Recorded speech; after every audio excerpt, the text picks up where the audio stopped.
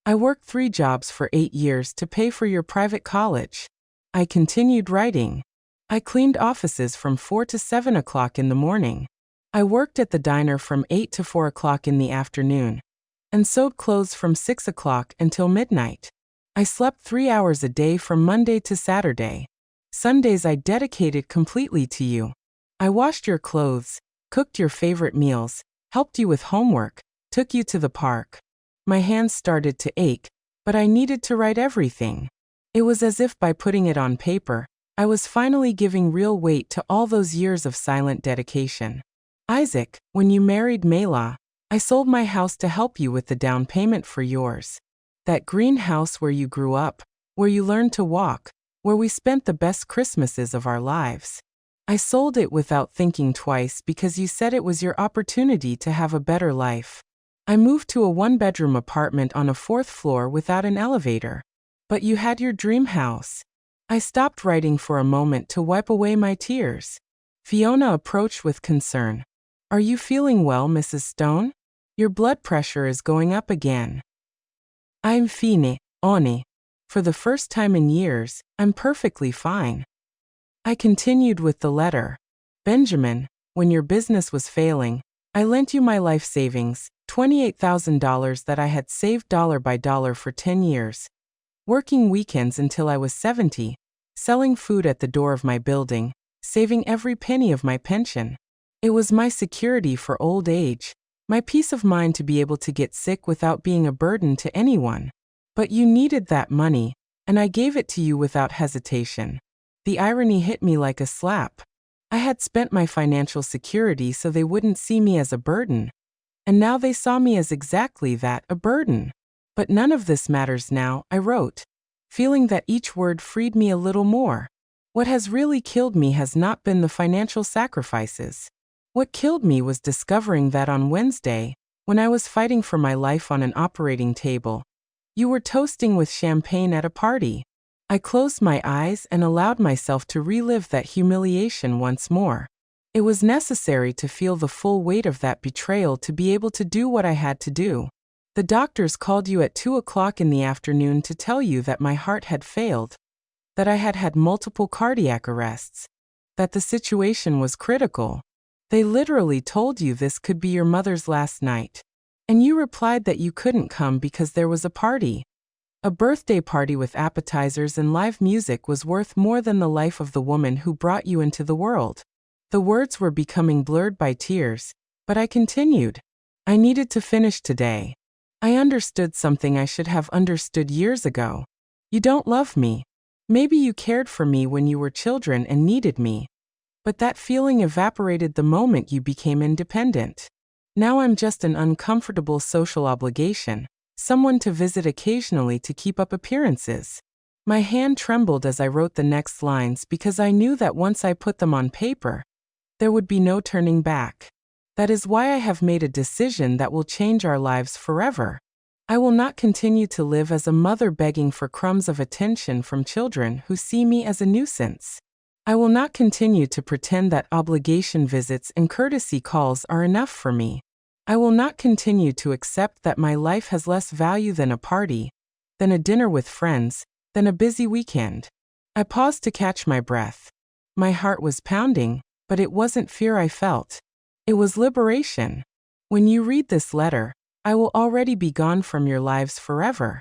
Don't look for me. You won't find me.